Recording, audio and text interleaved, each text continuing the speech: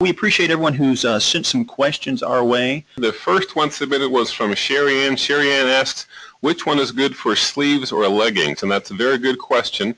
There are two ways to address it, Sherry. You can use the threadability feature, which we talked about is present on all of the presses. And if you want to thread something that small, you would want to use the smaller press, which would be the SA12. It's a 9x12 platen. Depending on the size of your sleeve, that might be a bit of a stretch, but the legging should be okay. And then you can always just kind of lay it flat on the press if you don't want to thread it. But if you do want to thread your sleeves or leggings, I'd recommend the SA12 would be the best option on that one. Along with sleeve and leggings, we actually have a bit for folks who want to press socks, right? Right. There is a sock kit that's available. It's the subless sock kit. It comes with a nice jig there, and you can basically thread that into the sock, and you press one side, flip it over, and press the other. So that's another application to keep in mind for dye sublimation and laser transfer. Annette says, why isn't the top plate on the hat press more rounded? We were a little bit confused about this one. I think Annette is referring to the fact that in the picture of the cap press, when you're looking at it from the housing, the actual green part that we love so much looks above the platen is flat. The bottom part is curved, however, so the curve on the bottom is not echoed on the housing at the top. So yeah, I think that's what she's referring to. And the curve is designed for adult-sized caps. So as you saw in the demo, it fits very nicely over the bill, but the top part is flat. So, but they'll let that through you. Let's see. Next question. Alejandro says, do all the EnduraPress machines come with instruction manuals? Very good question, and the answer is yes. As John mentioned, most of them have a QR code, which is pretty cool, on the side or the back of the press. And if you have that app on your smartphone, you can simply hold your phone over that. It will actually take your smartphone right to our website where that manual is there. If you don't have your smartphone, you can simply find the website or find the product on our website on the shopping cart, and there'll be a link there to the user manual. So that is certainly something that's available.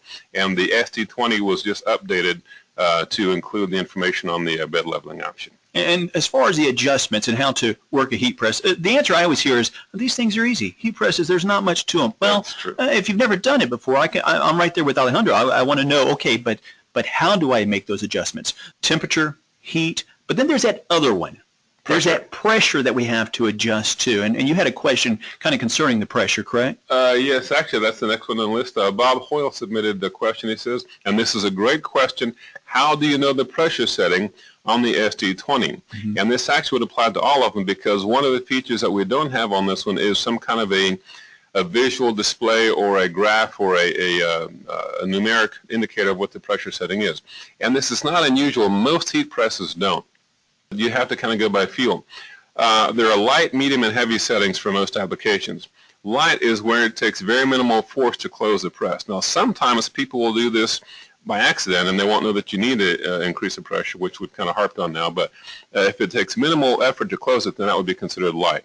Medium is going to be actually in around the 20 to 30 psi range if you want to get it into a specific number, but there's not a display on the press that tells you that you're putting 20 to 30 psi on that application.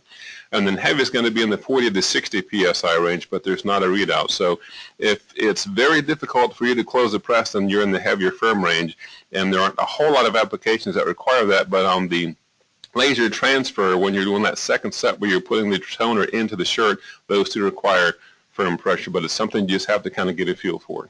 Hey, since you had a nice list of tips earlier, I'd like to provide one myself. So on the SD20, we mentioned the fact that you can balance, even out that lower platen, that base. As you pull it shut, as the first part of that upper platen touches it, make sure that all four corners are touching the lower platen. Back off that pressure, close it all the way, and then see if you can slide a sheet of paper in each corner.